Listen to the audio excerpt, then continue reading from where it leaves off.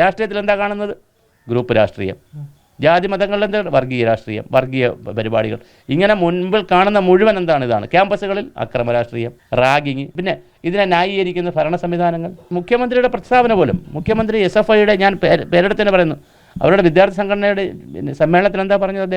അദ്ദേഹം പിതാവിൻ്റെ റോളിലല്ലേ നിൽക്കുന്നത്? SFIയുടെ പിതാവിൻ്റെ റോളിലല്ലേ മുഖ്യമന്ത്രി സംസാരിക്കേണ്ടത്? അപ്പോൾ മുഖ്യമന്ത്രി പറയുന്നതാണ്, നമ്മൾ കുറച്ച് വേണമെങ്കിൽ എതിരാളികളെ പറഞ്ഞോ, വർഗീയ സംഘടനകളും മറ്റ് വലതുപക്ഷ പിന്തിരിപ്പൻ സംഘടനകളും ഒക്കെ, പത്രങ്ങളും മാധ്യമങ്ങളും ഒക്കെ SFIയെ തറടിച്ച് കാണിക്കുന്നു. പക്ഷേ നമ്മൾ ചെയ്യേണ്ടത് കുറച്ചുകൂടി നല്ല ഒരു അന്തരീക്ഷം കലാലയത്തിൽ ഉണ്ടാക്കണം. ഞാൻ യൂണിവേഴ്സിറ്റി കോളേജിൽ പഠിച്ച ആളാണ്. ഞാൻ അവിടെ പഠിക്കുമ്പോൾ അവിടെയും ഈ ചെറിയ ഞൊണ്ടുഞൊറുക്ക് പരിപാടികളൊക്കെ ഉണ്ടായിരുന്നു. അന്നും ഈ ചെറിയ പരിപാടികളാണ്. ആ പരിപാടികളെ നാഗശികാന്തിൽ നിന്ന് എതിർക്കുന്നത് SFI ആയിരുന്നു. അവിടുത്തെ AESF ആയിരുന്നു, അവിടുത്തെ KHU ആയിരുന്നു. അന്ന് അതെല്ലാം ഉണ്ടായിരുന്നു. ഇന്ന് മാത്രമാണ് അവിടെ ഒരു സംഘടന. SFIയും AESFും KHU എല്ലാ വിദ്യാർത്ഥി സംഘടനകളും ഒന്നടങ്കം ഇവരെ തല്ലും. തോന്നിയവസം കാണിക്കുന്നവരെ, പെൺകുട്ടികളെ ശല്യം ചെയ്യുന്നവരെ, കഞ്ചാവ് അടിക്കുന്നവരെ, കഞ്ചാവ് ഒന്നടങ്കം തല്ലും. ഇന്ന് അതല്ല നടക്കുന്നത്. റാഗിങ് പോലുള്ള കാര്യങ്ങളാണ് നടക്കുന്നത്. അതിനെ ഓണപ്പ് ചെയ്യുന്ന സംവിധാനമാണ് നമ്മുടെ രാജ്യത്തുള്ളത്. രാഷ്ട്രീയ പാർട്ടികൾ ആരെങ്കിലും തള്ളിപ്പറഞ്ഞോ? ഈ ക്യാമ്പസുകളിൽ നടക്കുന്ന തോന്നിയവാസങ്ങൾക്കെതിരെ ആരെങ്കിലും തള്ളിപ്പറഞ്ഞോ? കേസുകൾക്ക് വിധി വരുന്നുണ്ടോ? അപ്പോൾ പുതിയ തലമുറയ്ക്ക് എന്താ കിട്ടുന്ന മെസ്സേജ്?